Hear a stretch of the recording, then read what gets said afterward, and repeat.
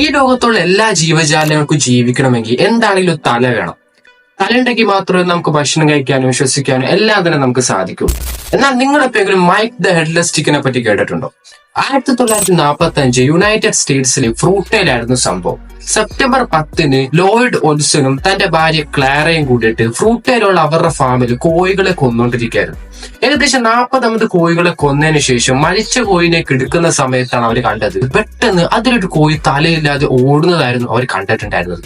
അവരപ്പോ തന്നെ പേടിച്ചുപോയി. അതൊരു mail വൈൻഡോഡ് chicken ആയിരുന്നു. സാധാരണ ഒരു കോഴിയുടെ തല അറുത്ത് കഴിഞ്ഞാൽ കൂടിപ്പോയ 15 മിനിറ്റിനുള്ളിൽ അത് മരണപ്പെടും. എന്നാൽ ഇത് മരണപ്പെടുന്നില്ല. ഇവരപ്പോ തന്നെ ആ ഒരു കോഴിനെ പിടിച്ചു നോക്കിയപ്പോഴാണ് മനസ്സിലായത് ആ ഒരു കോഴിയുടെ തലച്ചോറിന്റെ ഭൂരിഭാഗ ഭാഗങ്ങൾക്കും കേടുപറ്റിയിട്ടുണ്ടായിരുന്നില്ല.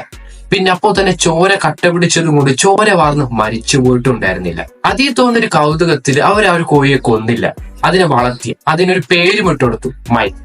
ഭക്ഷണം മുഴുവനും തന്നെ ഒരു ഐ ഡ്രോപ്പിന്റെ സഹായത്തോടു കൂടി അതിന് കൊടുത്തു.